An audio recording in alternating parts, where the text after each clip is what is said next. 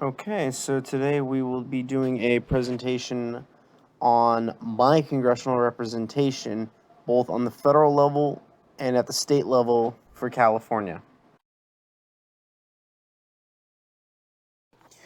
So for the U.S. Senate for the state of California, we have Senator Dianne Feinstein, a Democrat, elected in 1992, and she was the 38th mayor of San Francisco from 1978 to 1988.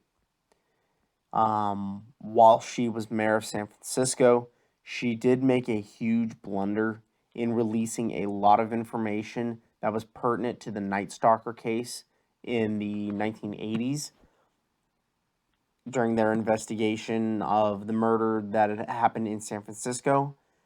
She released a lot of information that ended up hurting the case and unfortunately led to more deaths and attacks until he was finally caught. Next, we have Senator Alex Padilla, another Democrat, elected in 2021.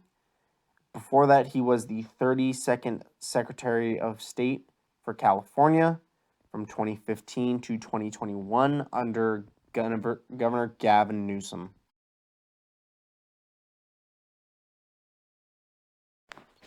So for the district representative for California District 51, we have Juan Vargas, a Democrat, and he was elected in 2013.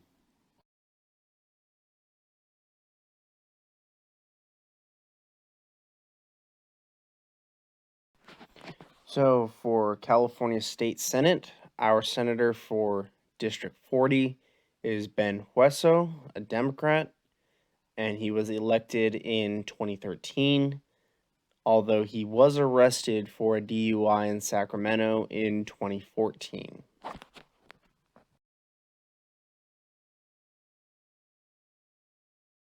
And our California State Assemblywoman for District 80 is Lorena Gonzalez, another Democrat, and she was elected in 2013. I have a map on the next slide of District 80. It represents most of Imperial Beach, where I live in the little part of San Diego, parts of Chula Vista, National City, and going out towards the desert. And now we move on to the meat of our presentation. So, on the left map, you see California Assembly District 80. Now, I'm not overtly surprised that we have a Democrat for this district. This area is very heavily Hispanic, and Hispanics do tend to vote Democrat. So it's not very surprising to me. I live in this area. I live in, just north of San Ysidro, and most of my neighbors, most of who I interact with are typically Hispanic. So and especially being right by the border, it's not overtly surprising to me. Now we move on to the map on the right. It is the lines for this district are the same for District 40 and 51 on the state and federal level respectively. Now, however, here's a huge thing for me, and I believe this is a heavy example of gerrymandering.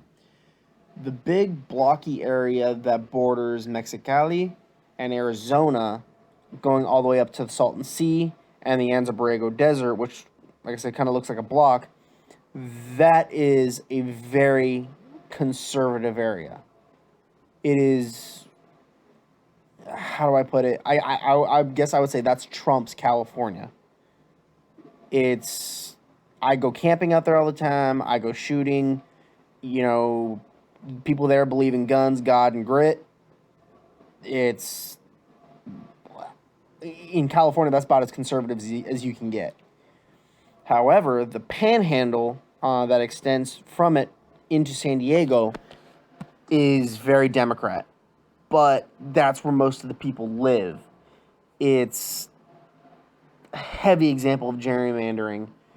Taking that small little region where there's a huge concentration of people and it dictating, representation for the rest of that area is a heavy example of gerrymandering.